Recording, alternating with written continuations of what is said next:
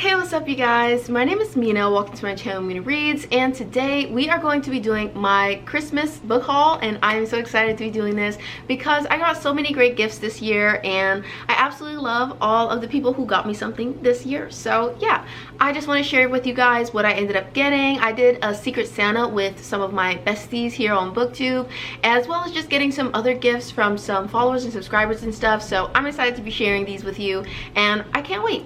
So the first two books that I'm going to be showing you are from my bestie Erin from Booked and Busy. So she sent me books from two of her favorite series. So we have Royal Assassin by Robin Hobb. So the Farseer trilogy is basically about this character named Fitz, who is the bastard child of this royal, and so he is brought into the royal family, but they don't want him to kind of become a contender for the throne. So instead of, you know, training him to be a noble, they begin training him to be an assassin. And this is about him and his life and how kind of rough and tumultuous his life is, because he is not well liked in the castle or by like most of the court. And so it's about how difficult his life is in the first book.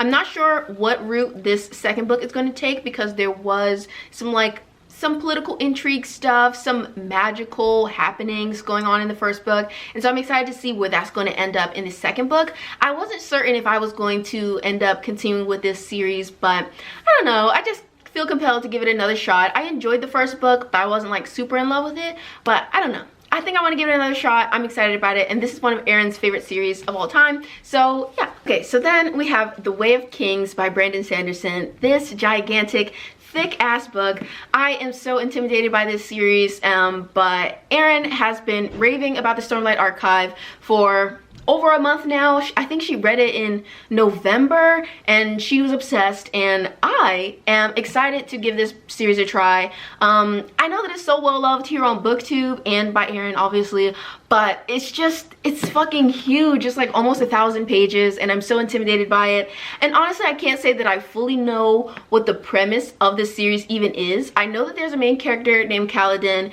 and everyone says that I'm gonna love Kaladin, and Erin said that Kaladin is kind of on his sad boy shit, and I love fictional sad boys, so like I'm probably gonna love him. But anyway, I think there's something going on with Kaladin, and like he's enslaved or something, and he has to do something involving a bridge. I don't know. There are some other characters involved, some stuff and some things. I don't know what the book is really about, but everyone says that it's like the best fantasy series ever, and I feel like if I end up reading this is going to be my first Brandon Sanderson. So let me know in the comments if you think that this is a good place to start with Brandon Sanderson, or if I should read one of his other books first.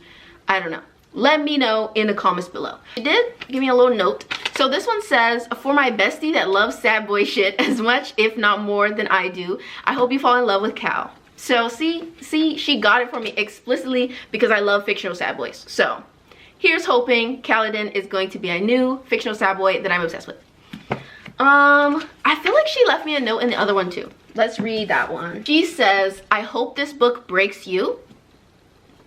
Not emotional terrorism. Hope this book breaks you. It is my favorite in this series and it has an extremely special place in my heart. Love you. Kiss kiss from Erin. So love you too, Erin, my bestie. We're gonna go with this one, which is a manga. This is volume 1 of Yona of the Dawn, and I believe this is from Elizabeth. So the note in this says, you don't get all this in volume 1, but there's a slow burn guard princess romance. They have a found family with 5 other people. 4 of them are warriors with dragon powers, and there are kingdoms at war. I hope you will like it.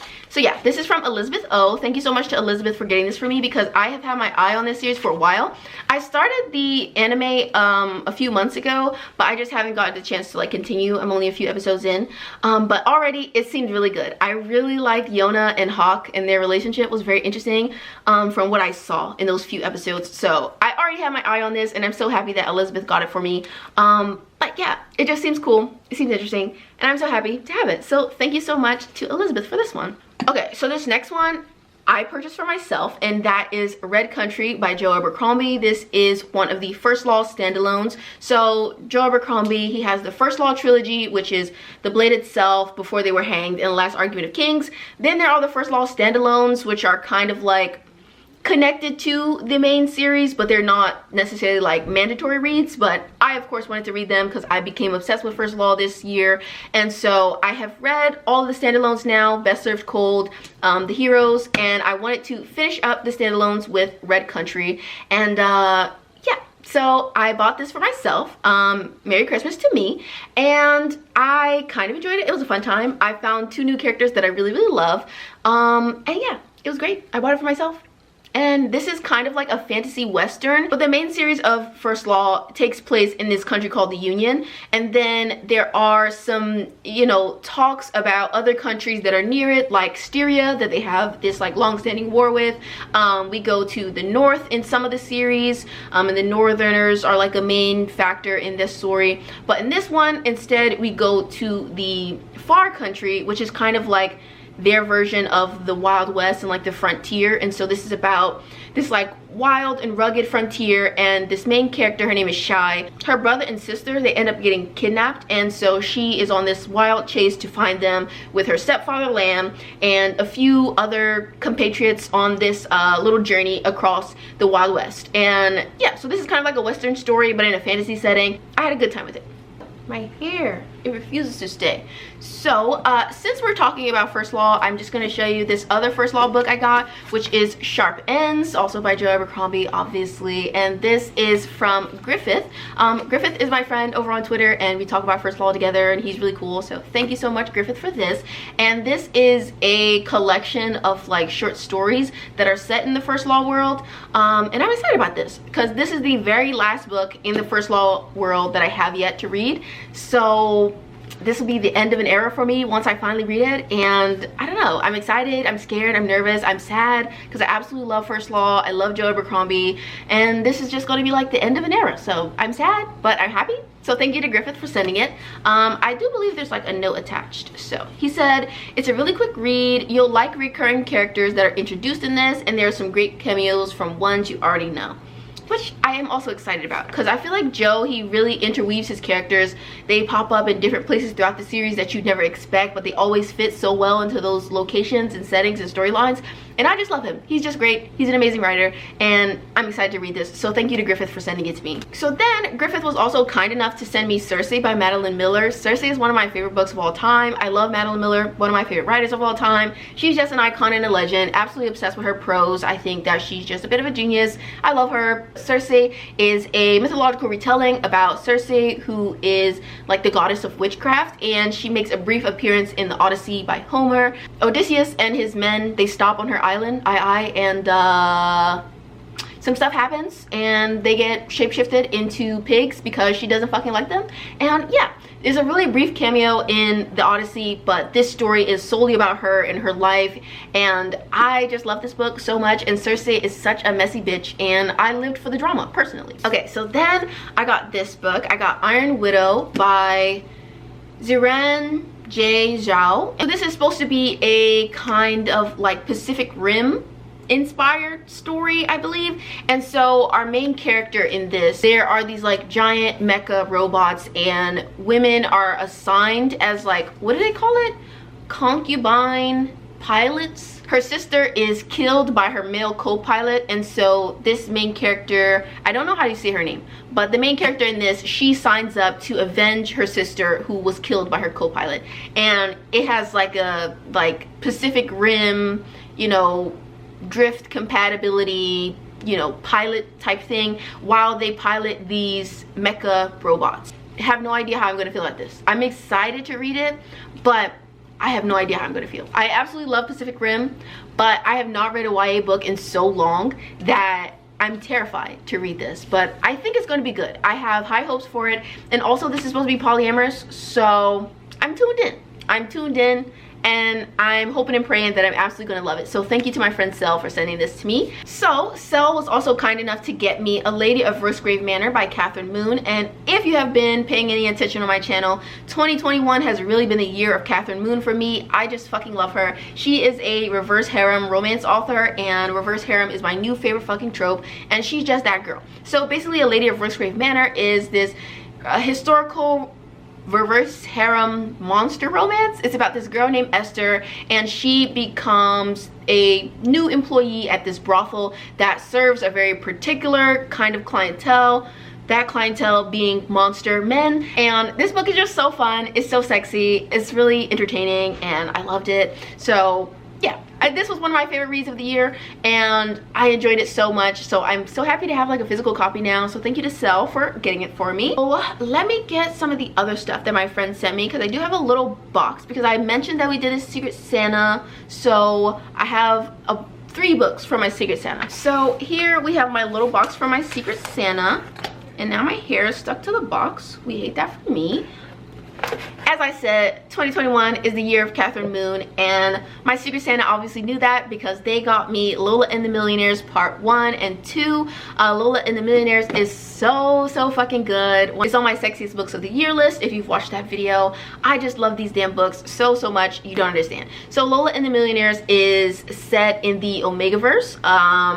If you don't know what the Omegaverse is, you should totally look it up. It's just too much. But basically, our main character Lola, she is a beta. All her life she has wanted to be an Omega, because Omegas in this society are like pampered and coddled and taken care of in a certain particular way that Lola has always craved for herself. So she had found herself kind of seeking out the attention of alphas who were not very good to her, and so she's a bit traumatized over that. But she is, you know, slowly working towards healing, and she's moving on with her life. So in the beginning of this story, she starts a new job at this beauty magazine, and in so doing she meets this collection of alphas, and this pack really wants her to be with them, and it's basically about them wooing her and her falling in love with them. And I really love this book series so much, and I think the reason I love reverse harem so much is that you get to read about a girl falling in love with all these different types of men, and they can have a bunch of different, like, you know, character archetypes. And I don't know, I just loved it. I thought all of her love interests were so amazing and wonderful.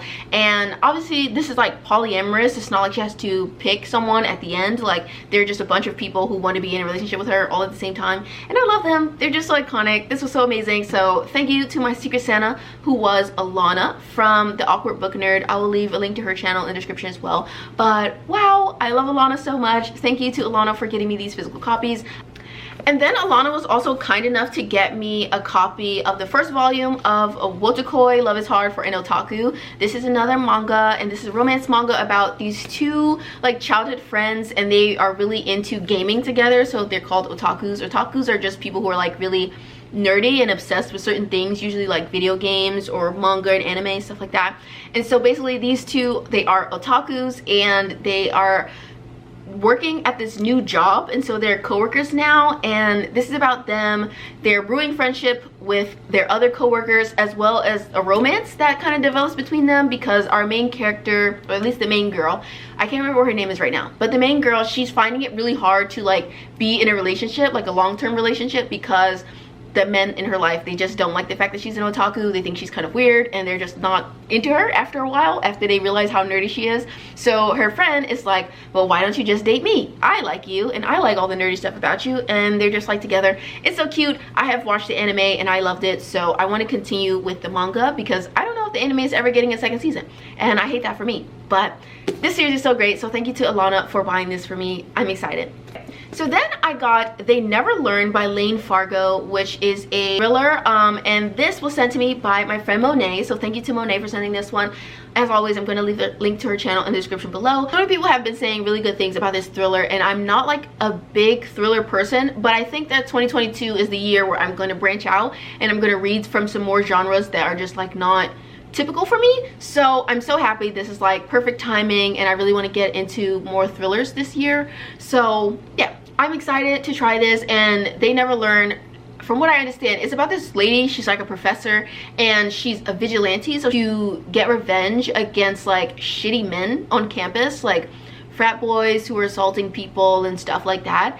And I feel like this one, so I think that the premise of this story is that she's been doing this, like getting this revenge, doing this whole vigilante act for a while. And I think that the premise of the story is that she kind of goes too far, or she's a little bit, she slips up, she's not as careful as she should have been, and so now there's like some suspicion casted on her, or like people are looking into all of these mysterious deaths or something like that. So I'm really intrigued by it. I love a good vigilante kind of revenge story, so I I'm into this. Hopefully I'm gonna love it. Thank you to Monet for getting it for me.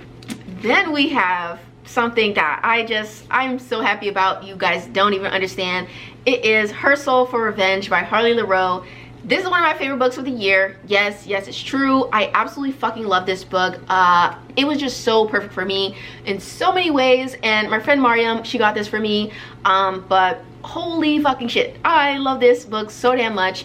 This is the second book in Harley Laroe's Souls trilogy, and so the first book is called Her Soul to Take, and this is basically a series about demons falling in love with humans and like trying to convince the human to sell their soul to them as like a romantic act, kind of. And so essentially in this particular book, we're following these two characters, Juniper and Zane. So Juniper, this is kind of like a mixture of romance and horror, so bear that in mind. But this book basically follows this girl named Juniper, and Juniper, she was selected by this cult for a sacrifice to their god. They worship some kind of sea god, and they intended to sacrifice her to awaken the god and like bring the god back to power or something like that. And she is obviously opposed to that, because I mean, who wants to get murdered? So she runs away and she escapes the sacrifice, but she spends the rest of her teen years like trying to convince people that these people in her town are crazy and they try to sacrifice her, and nobody believes her. So she's sent away to like a hospital for some time, and then once she gets out, she's just kind of on the run trying to escape her small town and these crazy people who attempted to kill her. So even though she manages to get away, the cult ends up killing her brother as an exchange for her, since her sacrifice never was completed. And so she decides that she's going to get revenge against these people for ruining her life and also murdering her brother. And in so doing, she has kind of attracted the attention of this demon named Zane. And Zane is a soul collector, and he just likes to collect people who he thinks are interesting, and he finds Juniper and her fighting spirit very fascinating. So this is about Zane trying to convince Juniper that he can help her get revenge if she sells her soul to him. And they make this demon deal, and they end up in this relationship, and this book is just so fucking iconic. I love it. So it's really violent and bloody and gory, and it's creepy and ominous, and it has all these like really cool horror elements. So I think if you like horror, if you enjoy kind of like a violent revenge sort of story, you will enjoy this. But also it's like a really fucking spicy romance, and the characters are so unhinged, and I love them. I love stories about characters that are like partners in crime, and like romances that have that kind of partners in crime element. And Zane and Juniper are just so fucking perfect together that it defies reason, it defies logic. Like they're just so iconic. I love them so fucking much, and I'm so happy to own this book. Can't wait to read the rest of this series. Harley Laroe is also an icon and a legend, and she's the moment. So thank you so much to Mariam for getting this for me. Okay, so the last two things that I have to show you were both sent to me by the publishers. So we have Daughter of the Moon Goddess. This was sent to me by Harper Voyager, so thank you to them. So this is a Chinese inspired myth. I don't want to say it's a myth retelling, but it says it's fantasy inspired by the Chinese legend of Shangyi, the Chinese moon goddess, in which a young woman's quest to free her mother sets her on a dangerous path and pits her against the most powerful immortal in the realm. So we're basically following this main character who is, as the title suggests, the daughter of a moon goddess. She's lived her whole life on the moon in like solitude, and I believe something is happening where some people want revenge against her and her mother by proxy, because her mother stole like the elixir for immortality or something like that. It sounds really interesting. I don't know, the cover's really beautiful. I don't know like a whole bunch about it. I haven't heard a bunch of reviews or anything yet, because I don't think that the book has come out yet. I believe the book is coming out in January. So thank you to the publisher for sending me this early copy. The cover is so beautiful. And then the next thing was sent to me by Red Hook, which is like an imprint of Orbit. And so anyways, they were kind enough to send me Wild and Wicked Things by Francesca May, and this is a Sapphic Gatsby retelling, and it's like a fantasy as well. So this girl, Annie Mason, she moves into this new place called Crow Island, and she finds out that her eccentric neighbor is like a witch, and some things happen.